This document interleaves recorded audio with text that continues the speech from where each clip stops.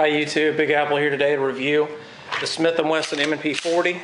Of all polymer handgun platforms out there, I think Smith & Wesson really nailed it with the M&P series of pistols, and I'll elaborate on that later, but I think this is just the tops. This is the best one. So uses for it: home defense, recreation, concealed carry. I'd say concealed carry probably at the bottom of that list of precedence there, because I think this is ideally a good home defense gun. It's a little large for me to conceal carry, but I know plenty of guys that carry full-size handguns, and obviously this is a concealment holster. This is a hidden hybrid inside the waistband holster. Nice leather here, but with a comfortable holster, this can be carried. It's just, I think there are better options out there, but you know, my friend carries this just fine. He says it's comfortable, it's a great gun, and obviously he trusts his life to it. So included in the box, you get 2 to 3 magazines, depending on whether or not you get a law enforcement pricing on it or a law enforcement set. The law enforcement sets come with 3 mags, and the regular civilian ones come with 2. It also comes with a lock and with 2 extra back straps. It has the medium on it from the get-go, but it also has a small and a large. This is the large back strap, as you can see right here. It has a little bit of extra there. It's really big. And my friend bought this. This is my friend's gun. He bought this back strap from someone on a forum that did a custom stipple job on it. As you can see, it's pretty nice. I guess it's more of a line job than a stipple job, but he made these lines with a soldering iron, just kind of melted them in there, and it does give you some good traction. I think the large fits best, my hand best out of all of them. But also, the fact that you have this interchangeability with these back straps, it really can fit all hand types, and I'll get to that later. So calibers available: 9mm 40 Smith & Wesson, 357 SIG, 45 ACP. And let's see, magazine capacities on those: 9mm 17, pretty standard, 40 and 357 SIG, 15 rounds, and 45 is either 10 or I think Smith & Wesson makes a 14-round magazine that extends a little farther. But one thing that I put here, if you buy the M&P40, you can run the gun in 3 different calibers, in 357 SIG and 9mm. I don't know if any of y'all noticed from the get-go, but this is actually a 357 SIG barrel. That is his carry barrel right there. The only difference in 357 SIG and 40 is that 357 SIG has a 9mm bullet and a 40 case. So the bullet has a little bit more velocity, although it weighs less. It has a little bit more velocity than it does in 40.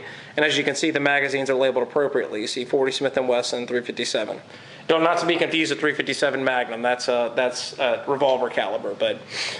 And then also, I don't have a 9mm barrel here to show, but you can actually buy a factory Smith & Wesson 9mm barrel. You don't have to get a Storm Lake one that's expensive, and you can pop it in here and run this gun with a factory 9mm barrel. The only thing that's different on the 9 and the 40s really is the breech face on the 9mm is slightly slimmer, but their extractors are exactly the same, and dimensionally they're identical, because this platform was built around the 40 Smith & Wesson cartridge, unlike all the other ones that were built in 9mm and then upsized for 40. This can run in all 3. It's run 100% in all 3 calibers, and if anyone says it won't fit, it will, because I have a friend that has a 9mm M&P, and we dropped that barrel in here, and it ran all 3 calibers 100%, 357 SIG, 40, and 9mm. So I think 40 is probably the best one to buy. I still think if you're going to use it for self-defense, you should stick with 40 or 357. You shouldn't put 9mm hollow points in an M&P40, because then it just makes no sense. Why did you buy the 40 in the first place? So it gives you the ability to shoot for less at the range if you get a 9mm barrel to run in the M&P40, and then you can use the higher caliber, faster, hotter stuff like this for self-defense. All right, let's get on to the ergos. Grip: it has interchangeable back straps, as I talked about earlier. It'll fit hands of any shooter. Very natural feel. Has a 1911 type grip angle. So this grip angle here, very 1911-esque. It's not overly exaggerated like a Glock grip angle. I'll show you a comparison here. I got my 1911. As you can see, their grip angles are very similar. Obviously, this has a little bit more here, because of the back strap, but their grip angles are very, very, very similar. So I think the M&P has the ideal grip angle. I like the 1911 grip angle. I think the Glock one is too exaggerated. I don't know, it doesn't feel comfortable to me. This points very naturally for me. It's just right there. Really like it. The grip, I love the design with the back strap. I think they really call it a palm swell, I believe, because it's actually in your palm here. But it's great. It feels like I'm wearing a glove in my hand. It's perfect. Sights, you have a standard 3-dot or a 3-dot tritium, night sights, or if you get the Pro Series, you can get them with a fiber optic sight.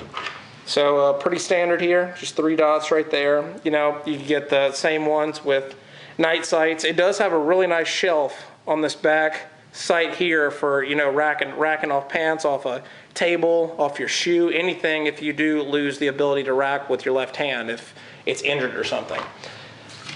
Trigger out of the box, it's somewhat spongy. A lot of people say that's the Achilles heel of the M&P is the trigger. Breaks at about 7 pounds. This one, I don't know if you noticed, if anyone here is an M&P fan, this one has the Apex Tactical forward set sear and trigger kit. I say this is a must buy. It lightens the trigger to 4 to 5 pounds. It has a short take up and a short reset, and it is just amazing. It really transforms the way this shoots. As you can see, that's the complete trigger kit. It's an aluminum piece there. It has the notch, kind of Glock-like, but I'll show you here. The take up is minimal. Look at this. That's the take up.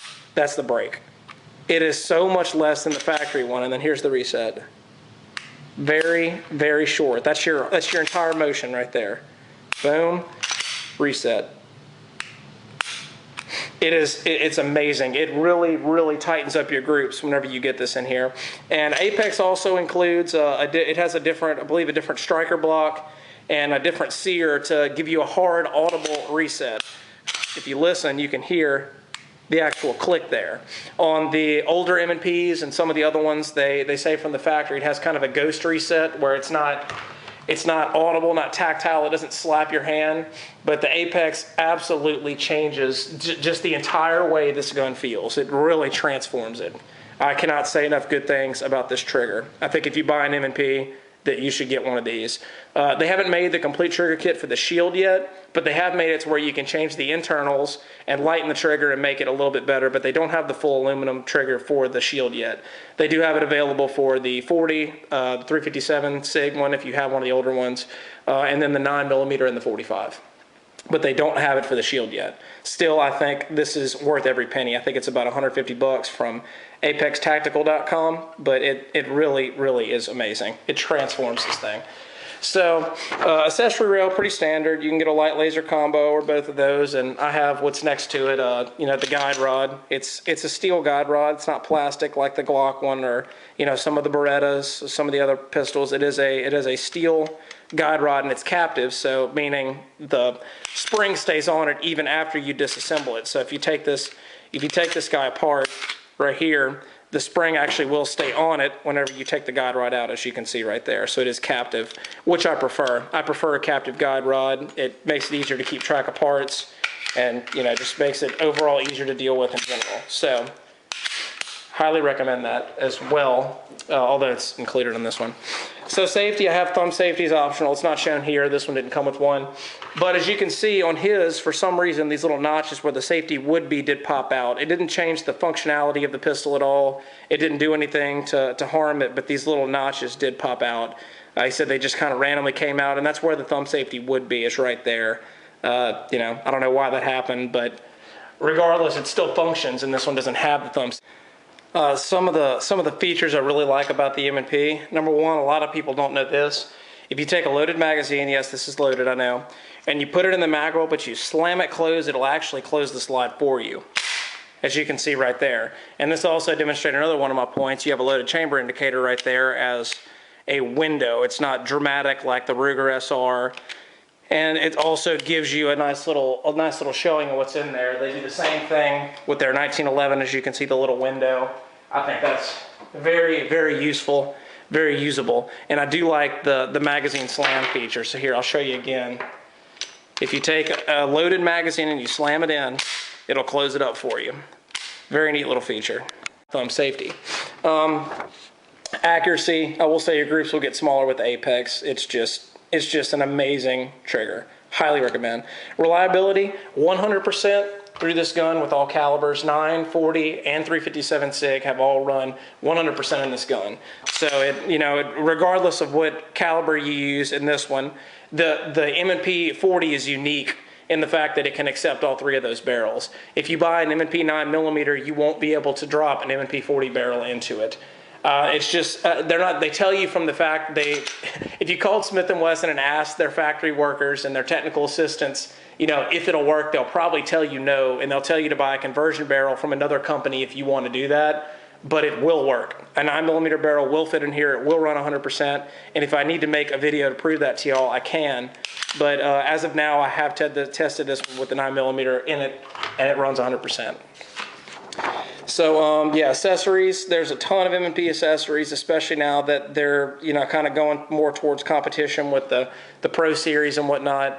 I think the Apex trigger kit is something every M&P owner should buy. It completely changes the way this thing feels, and your groups will get much, much better. Compared to the factory trigger, it really is that good. Price is around $440 to $550 depending on where you are. The lowest I found was $434 in Louisiana. That was at some little small gun store in Lafayette. And I think it's worth every penny, whether you pay the lower range or the higher range. This gun will probably outlive you. It's fantastic. And like I said, this gun was built around the 40 Smith & Wesson caliber. So the fact that it was built around 40, it's made to handle the abuse of 40. It has probably the least muzzle flip from 40, even though 40 is still a little violent. And it's just the best for 40 overall, I think. Overall, you get Glock reliability with superior ergonomics. So reliability and ergonomics and user friendliness are not exclusive, or not mutually exclusive. You can have both, and you get both of them in here. This is everything the Glock is, with reliability, loose tolerances, easy to use, easy to work, operate, whatever. But you have superior ergonomics. You have a great grip angle. You have these interchangeable back straps for different hands. You have a really good grip, a large area in the trigger guard. You have better sights, they're not plastic. You have this ledge here that you can rack it. I don't think the factory ones come that way. And I think it looks better too. And these serrations, I think, are the most usable. My 1911 also has the fish scale type serrations from Smith & Wesson. As you can see, they're kind of similar there. And I think they're the most usable serrations out of all of them. They're great. It gives you very positive feel, doesn't rip up your hands, and you can do it all. I also like this little extended beaver tail here. That's very nice. Overall, I think this gun really is everything the Glock is and more. It's better. I think it's better, period. So if you're looking for a reliable, full-size, or even compact, they make these in a compact, polymer framed pistol. Smith & Wesson really nailed it with the M&P, and I think you will be extremely satisfied if you purchase one. This is Big Apple signing out. If you have any more questions, just put them in the comments.